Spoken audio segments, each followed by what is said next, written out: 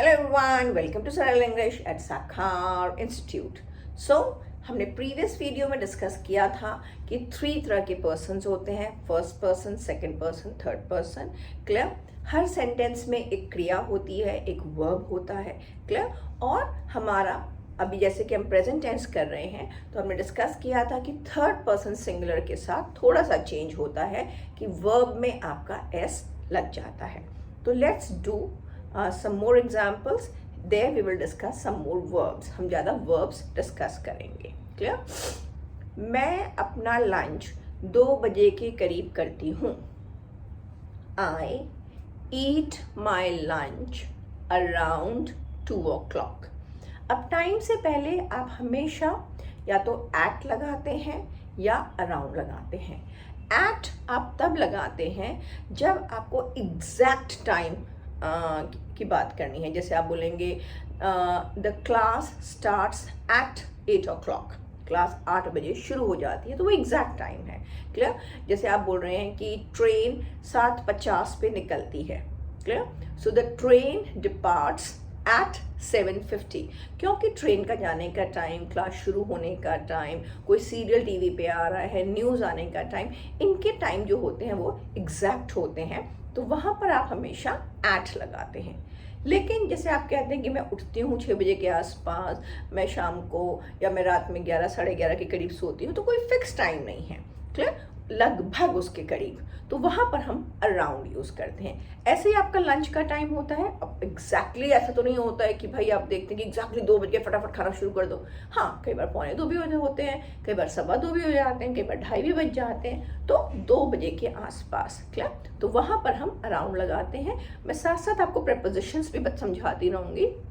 Prepositions मतलब जैसे हम हिंदी में कहते हैं में, पर, ऊपर, नीचे, इनको हम इंग्लिश में कैसे डिस्क्राइब करते हैं, that also I will keep telling like side by side, क्योंकि हमारे पास इतना टाइम नहीं है कि हम अलग अलग एक लेसन करें। और टाइम के सिवाय क्या होता है कि हमारा फिर हर्डल हो जाएगा, मतलब रुकावट आ जाएगी, क्योंकि आपको मैं सिर्फ एक ही चीज़ समझाऊं और दूसरी चीज़ आपको नहीं समझ में आ रही है, तो फिर आपके लिए मुश्किल हो जाएगा साथ साथ समझना। तो कई बार इसमें ऐसा होगा कि जैसे हम क्लास कर रहे हैं तो मैं एक चीज़ समझा रही हूँ, तो हो सकता है वो थोड़ा डाइवर्ट होकर मैं दूसरी चीज़ समझाने लगूँ, बिकॉज हम एक नई भाषा सीख रहे हैं, तो वहाँ पर हमें सब चीज़ साथ लेकर चलनी है। क्लियर? तो मैं 2 बजे के करीब लंच खाती हूँ। आई ईट माई लंच अराउंड 2 o'clock.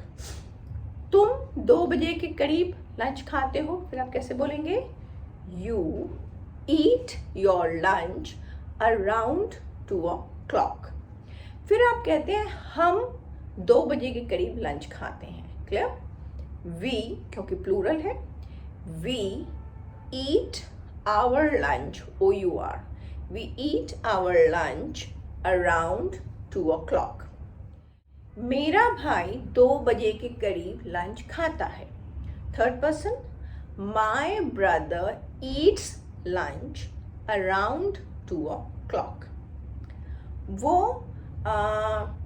रोज शाम को पार्क जाती है। She goes to the park every evening.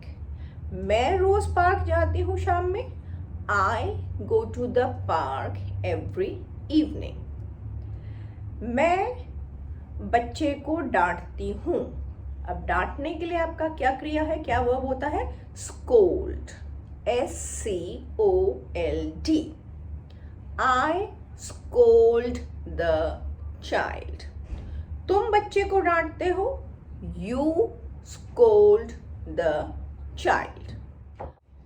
Rakesh बच्चों को डांटता है। Rakesh scolds the child, SCOLDS. Clear? मैं अपनी फ्रेंड से बात करती हूँ। I talk to my friend every day. मैं अपनी फ्रेंड से रोज बात करती हूँ। क्लियर? तुम अपने फ्रेंड से रोज बात करते हो। You talk to your friend every day. मेरी मम्मी अपनी फ्रेंड से रोज बात करती है। So my mother talks to her friend every day. Clear? I'll explain. Clear? अब मैंने बोला है कि मैं अपनी फ्रेंड से रोज बात करती हूँ, तो मैं अपनी, तो आई के साथ हो जाता है my. I talk to my friend every day. तुम अपने फ्रेंड से रोज बात करते हो, तो तुम अपने, तो यू के साथ क्या हो जाता है आपका your. You talk to your friend every day. मेरी मम्मी अपनी फ्रेंड से रोज बात करती हैं, so my mother talks to her friend every day. क्योंकि मेरी मम्मी क्या है, स्त्रीलिंग है, मेरी मम्मी फीमेल है यानी कि शी है, तो शी के साथ जब हम बोलते हैं अपना तो बोलते हैं her. She talks to her friend. मेरे पापा अपने फ्रेंड से बात करते हैं, तो मेरे पापा क्या है, मेल है, फाइन, पुल्लिंग। So my father talks to his friend every day. क्योंकि मेरे पापा मेल है तो वहां पर हिज आ जाएगा क्योंकि मेरे पापा ही है। ठीक है, तो आई के साथ माई, यू के साथ योर, शी के साथ हर या कोई भी लड़की के साथ हर, ही या कोई भी लड़के के साथ हिज। तो मैं अपना आई के साथ माई, तुम अपना यू के साथ योर, उसका अपना ही के साथ हिज, शी के साथ हर। वे अपने फ्रेंड्स से रोज बात करते हैं। अब वे क्या हो गया, दे, THEY, एक से ज्यादा। So they talk to their friends every day, THEIR। तो देयर का मतलब उनका भी होता है, लेकिन जब हम इंग्लिश में बोलते हैं तो they talk to their friends, तो इस सेंटेंस में हो जाता है वे अपने फ्रेंड्स से रोज बात करते हैं। तो I my, you your, he his, she her, they their. हम अपने फ्रेंड्स से रोज बात करते हैं, we talk to our friends every day, OUR। many times you will listen to people, इसको भी वो कहते हैं we talk to our friends। एक आर इंग्लिश में होता है AR ही, एक आर होता है OUR। थोड़ा सा प्रोनाउंसिएशन का रेफरेंस होता है, लेकिन कई बार लोग एक जैसा ही प्रोनाउंस करते हैं आर, लेकिन जब हमको कहते हैं हमारे, फाइन, या हमारे अपने, तो वहाँ पे हम OUR वाला आर यूज करते हैं। So don't get confused. Okay, let's move a little further. अगर मैं ये सारे सेंटेंसेस नेगेटिव में बोलना चाहूँ, यानी कि मैं ऐसा नहीं करती हूँ, क्लियर। मैं पार्क जाती हूँ, जैसे मैंने बोला आई गो टू द पार्क, आई के बाद सीधा क्रिया आ गई आई गो। मैं पार्क नहीं जाती हूँ, तो मैं कैसे बोलूँगी, I do not go to the park, clear. तो डू नॉट को हम शॉर्ट फॉर्म में डोंट भी कहते हैं। स्पोकन इंग्लिश में ज़्यादातर जब हम बातचीत करते हैं तो वहाँ पे हम डू नॉट की जगह डोंट ही लगाते हैं, clear. So I go to the park, मैं पार्क जाती हूँ। मैं पार्क नहीं जाती हूँ, आई डू नॉट या I don't go to the park. तुम पार्क नहीं जाते हो, you don't go to the park या you do not go to the park. Reena park नहीं जाती है। अब रीना आपका कौन है, रीना आपकी थर्ड पर्सन है, और थर्ड पर्सन में क्या है, वो सिंगुलर है, एक है।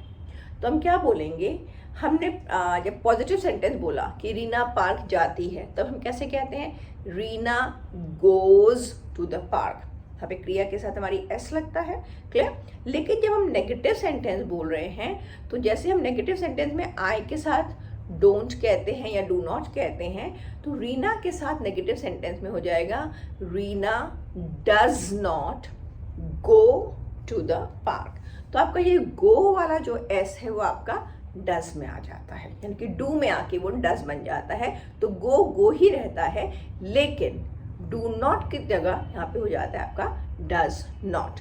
ये अगेन एक बहुत सिग्निफिकेंट डिफरेंस है between first person, second person, third person, जो आपको बहुत अच्छे से याद रखना है और उसकी अच्छे से प्रैक्टिस भी करनी है।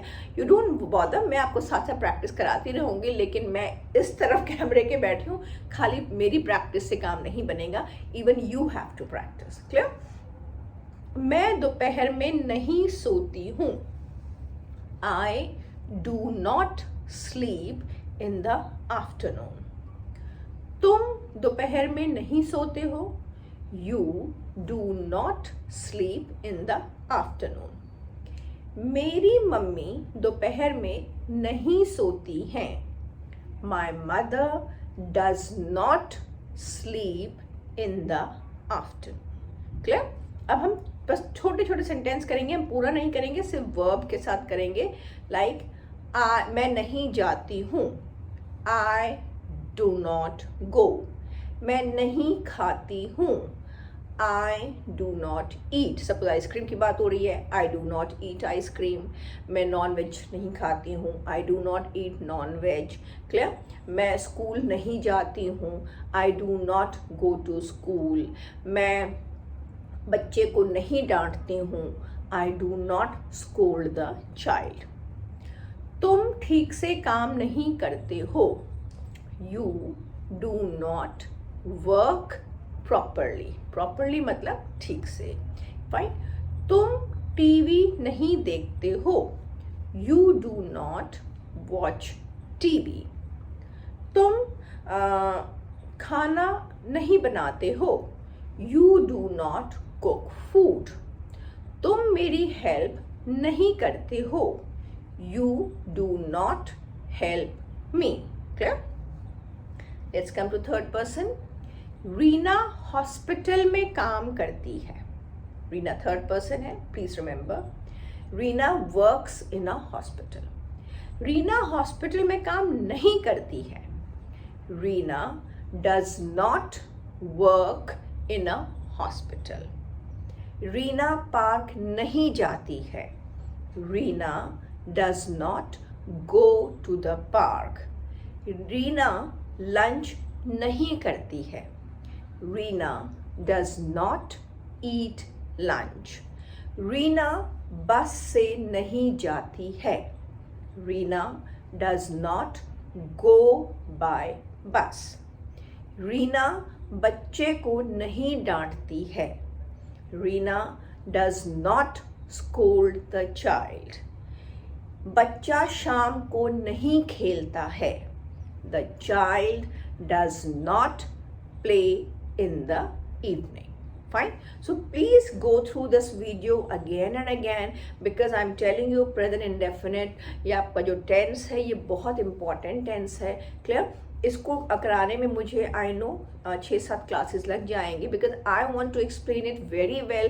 क्योंकि आप मुझे उस तरफ से पूछ नहीं सकते ना, आप पूछ सकते हैं through comments and all fine, लेकिन एक डायरेक्टली जो पूछना होता है वो पॉसिबल नहीं है इसमें। इसलिए मैं चाहती हूँ कि मैं छोटे से छोटा डाउट भी जो आपके माइंड में आ रहा है, किसी के भी माइंड में आ रहा है, वो मैं अपने आप ही क्लैरिफाई यहाँ पर करती जाऊँ। Fine. So will carry forward with this class in the next video also and please go through the videos again and again. पहले के भी वीडियो से आप बार बार सीखते रहिए। Fine. And stay tuned, stay connected, keep learning, keep growing. Fine. Let's meet again very soon. So see you in another class. आगे हम और सीखेंगे और आगे बढ़ेंगे. Till then, bye bye and share this video as much as possible with your friends. अपने दोस्तों के साथ, अपने आसपास के लोगों के साथ आप ये वीडियोस जितना ज़्यादा शेयर करेंगे, आपके आसपास के लोग भी उतने ही स्पीड से सीखेंगे। तो आपके लिए एक वातावरण, एक माहौल तैयार हो जाएगा जहाँ पर आप अच्छे से सीख सकते हैं और प्रैक्टिस कर सकते हैं। Fine. So don't forget to like, share and subscribe. Bye bye.